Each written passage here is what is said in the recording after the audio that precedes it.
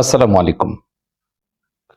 আপনার সন্তানের মধ্যে দিন দিন দূরত্ব বাড়ছে, তাই না? আপনি কি জানেন মাত্র ৫ মিনিটের একটি অভ্যাস আপনার সন্তানের আত্মবিশ্বাস বহুগুণ বাড়িয়ে দিতে পারে এবং আপনার সাথে তার সম্পর্ককে অত্যন্ত মধুর করতে পারে। আজ আমরা এরকম ৩টি জাদুকরী প্রশ্ন নিয়ে কথা বলবো, যা প্রতি রাতে ঘুমানোর আগে আপনার সন্তানকে করা উচিত। চলুন তাহলে শুরু করি। প্রথম যে প্রশ্নটি আপনার সন্তানকে করবেন যে, তোমার প্রিয় বা আনন্দের মুহূর্ত কোনটি ছিল আজকে? কেন করবেন এই প্রশ্নটি জানেন?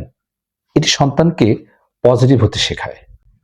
সাইকোলজি টুডের একটি আর্টিকেল অনুযায়ী ঘুমানোর আগে পজিটিভ চিন্তা করলে মস্তিষ্কের সেরোটোনিন হরমোন নিঃসরণ হয়, যা ভালো ঘুমে এবং স্মৃতিশক্তি বাড়াতে সাহায্য করে। এটি শিশুকে ছোট ছোট বিষয়ে কৃতজ্ঞ হতে শেখায়। প্রশ্ন নাম্বার ২, আজ কি এমন কিছু ঘটেছে যা তোমাকে কষ্ট দিয়েছে বা রাগিয়েছে? কেন করবেন এই প্রশ্নটি? এটি সন্তানের মনে জমে থাকা নেতিবাচক আবেগ বের করে দেয়।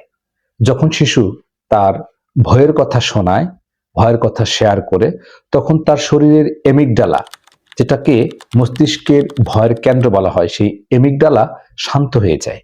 এতে তার মানসিক চাপ কমে। অনেক সময় স্কুলে বা বন্ধুদের সাথে ঘটে যাওয়া কোনো গোপন সমস্যা বা কোনো বুলিং সম্পর্কে আপনি এভাবেই তার কাছ থেকে জানতে পারবেন। প্রশ্ন নাম্বার ৩, আগামীকাল এমন কি কাজ আছে যা নিয়ে তুমি খুব এক্সাইটেড বা খুব আগ্রহী? এই প্রশ্নটি করবেন। কেন করবেন জানেন? এটি সন্তানের মনে আশাবাদ বা অপটিমিজম তৈরি করে। এটি শিশুকে লক্ষ্য নির্ধারণে বা গোল সেটিং শেখায়। হার্ভার্ড বিশ্ববিদ্যালয়ের এক গবেষণায় একদম চাঞ্চল্যকর একটা তথ্য দিয়েছে তারা।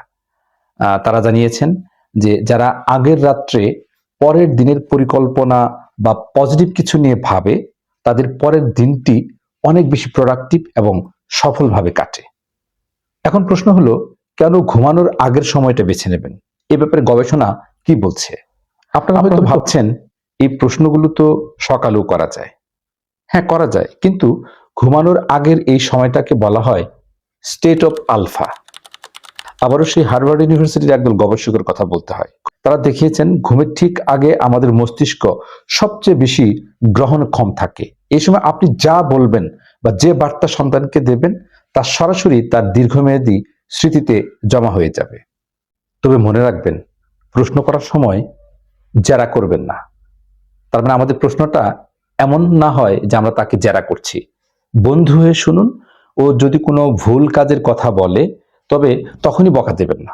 আগে ওর অনুভূতিটা বুঝুন, তারপর বুঝিয়ে বলুন। আপনার এই ৫ মিনিট ওর কাছে পুরো দিনের সবচেয়ে নিরাপদ একটা আশ্রয় হয়ে উঠবে। সন্তানের সুন্দর ভবিষ্যতের জন্য দামি খেলনার চেয়ে আপনার দামি যে সময়টা আছে সেটা বেশি জরুরি। আজ রাত থেকেই এই অভ্যাসটা শুরু করুন এবং ১ সপ্তাহ পর আমাকে কমেন্টে জানান আপনার সন্তানের আচরণে কোনো ধরনের পরিবর্তন দেখেছেন কিনা। ভিডিওটি ভালো লাগলে লাইক দিন এবং অন্য বাবা মায়েদের সাথে শেয়ার করুন। এমন আরও প্যারেন্টিং টিপস পেতে আমাদের ফেসবুক পেজে ফলো করুন, আমার প্রোফাইলে ফলো করুন এবং আমাদের প্যারেন্টিং স্কুল চ্যানেলটি সাবস্ক্রাইব করে আমাদের সাথে থাকবেন। দেখা হচ্ছে পরবর্তীতে আরও গুরুত্বপূর্ণ কোনো বিষয় নিয়ে প্যারেন্টিং ভিডিওতে। সে পর্যন্ত সকলেই ভালো থাকবেন, সুস্থ থাকবেন। শুভকামনা সকলের জন্য। আল্লাহ হাফেজ।